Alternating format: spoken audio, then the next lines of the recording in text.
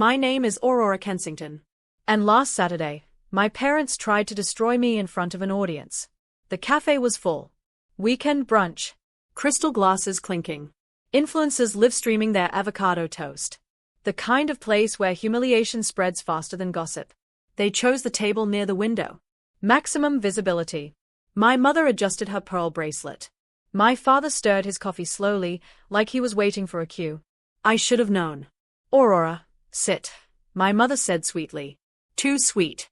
People were already recording. Not openly, just casually. Because nowadays, everything is content. My father stood up. My mother looked around and said loudly, smiling at the cameras. Watch this. And then, splash. Hot coffee poured over my hair, soaking my silk blouse, dripping down my shoulders. The cafe gasped. Someone laughed. Someone zoomed in. My father leaned close and said clearly enough for every phone to capture it. That's how we treat trash. My mother nodded. Post it. And they did. Within an hour, the video exploded. Hashtags trended. Reaction videos multiplied. Strangers debated whether I deserved it. But something shifted when the video hit 5 million views. Because people started recognizing me. Not as trash, but as Aurora Kensington, the tech founder featured in Forbes.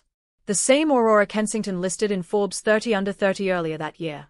The internet loves drama. But it loves irony more. Comments started flipping. Wait, that's the Aurora Kensington. Didn't she just close a $15 million funding round? Why would her parents humiliate her? Old interviews resurfaced. My charity foundation. The scholarships I funded.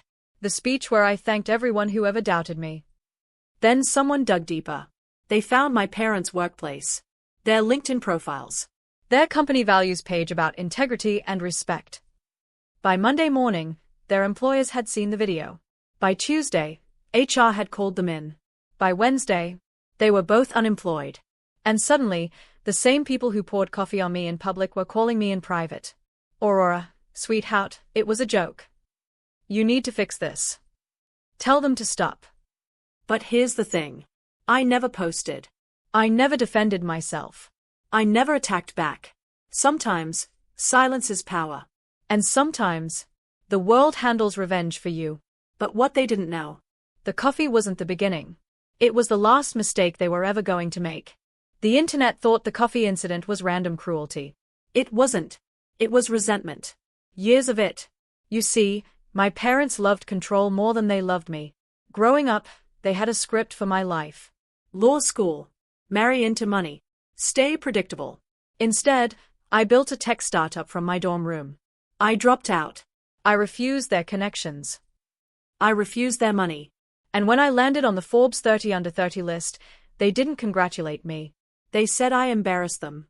Real success isn't loud, my father told me. What you're doing is risky. Cheap. Temporary. But the real reason they called me trash? Because I refused to sign something.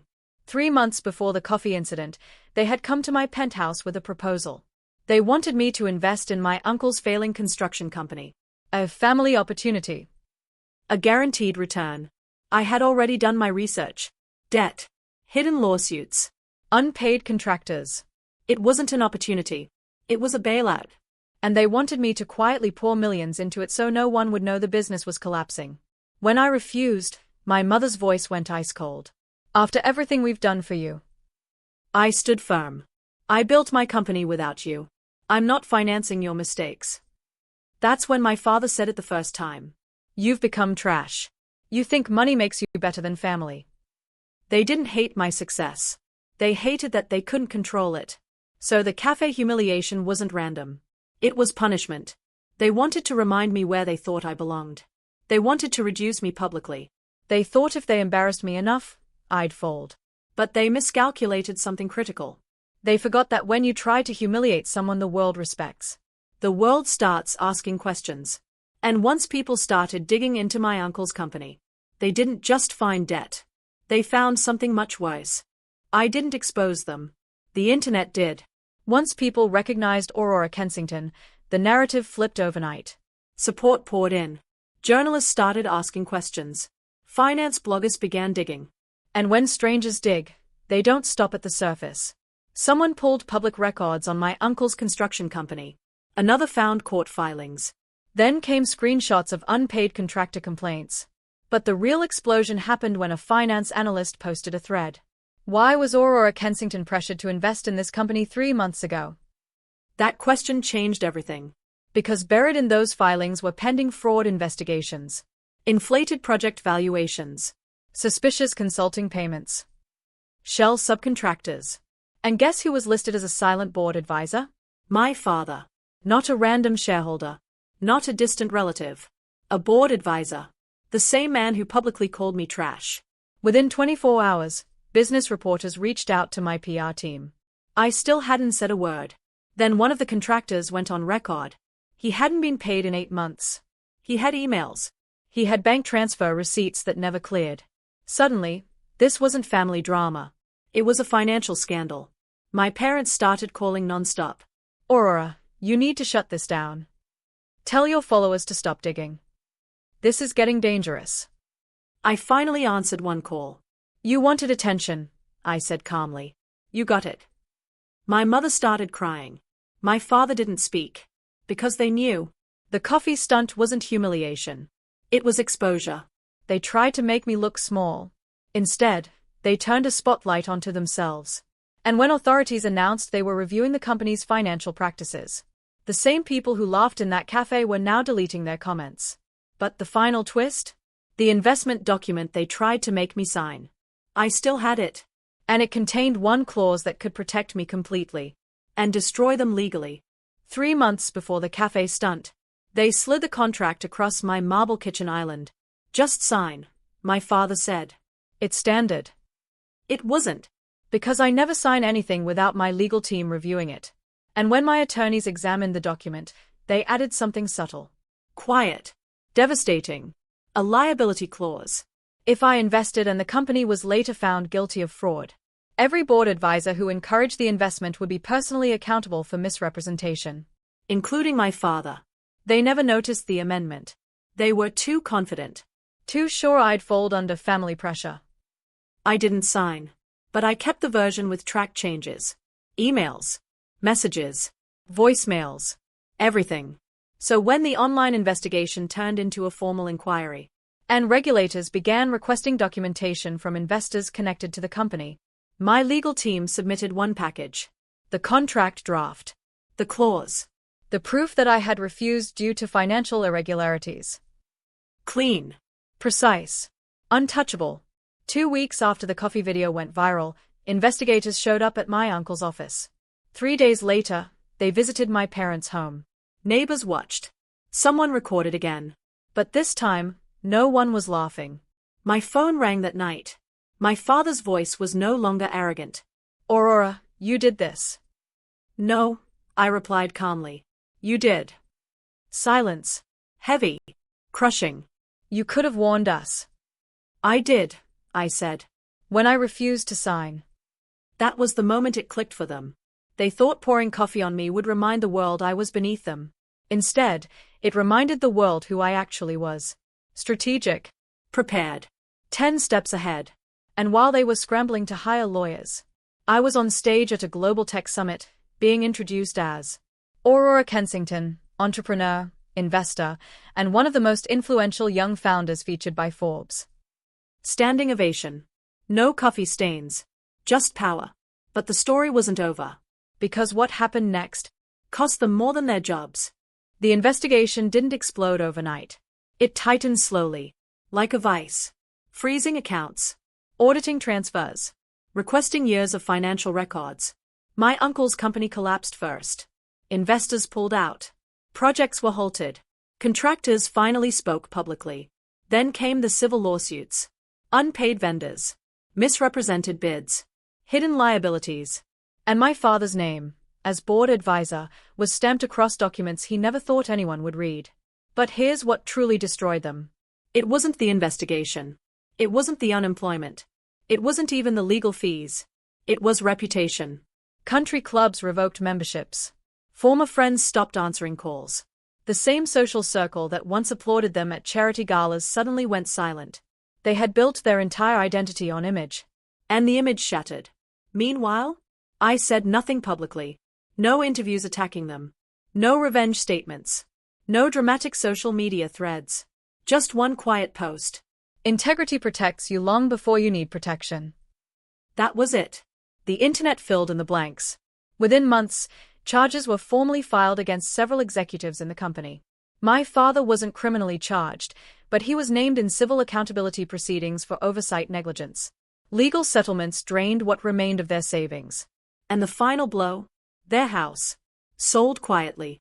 To cover legal costs. The same house where they once told me, "You'll never survive without us." I drove past it once after it went on the market. Didn't stop. Didn't slow down.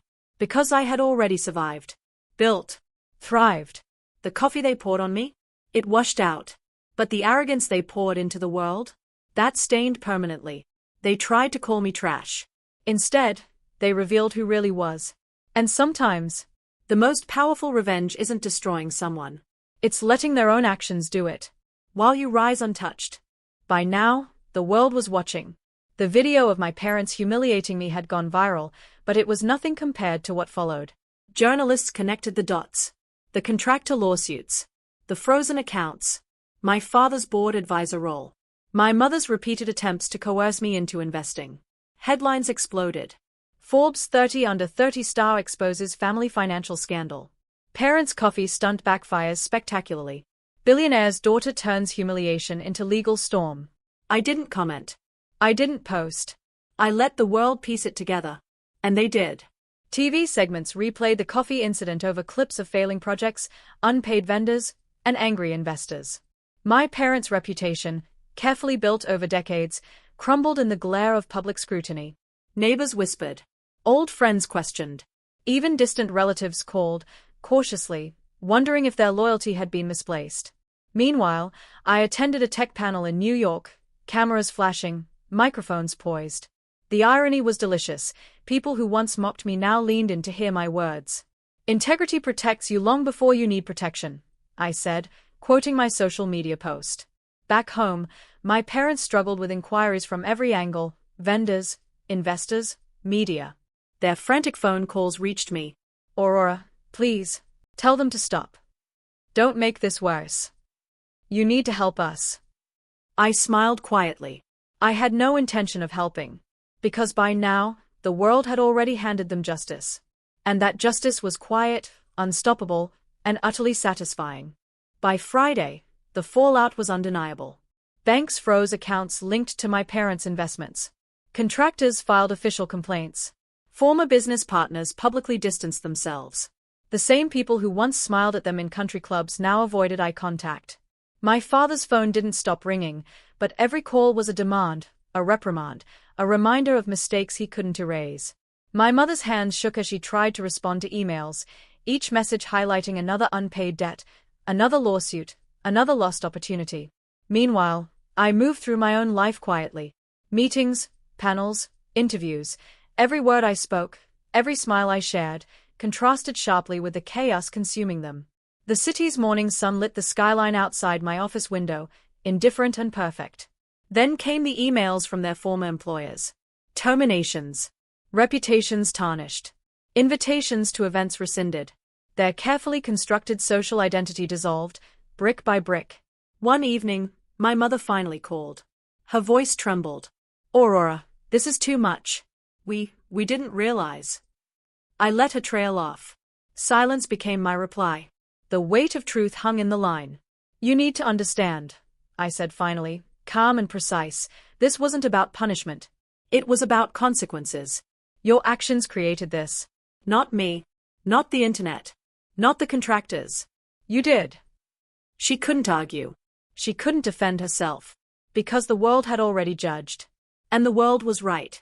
Meanwhile, my father tried desperately to salvage something, anything, but every door had closed. Contracts cancelled. Old partners refused calls. Every misstep, every arrogant assumption, every act of control returned like a shadow, crushing them quietly but irrevocably. And I watched, untouched. Not gloating. Not angry. Just victorious. Calm. Untouchable. Because some victories aren't flashy. They are inevitable. And when they arrive, They leave nothing but clarity in their wake.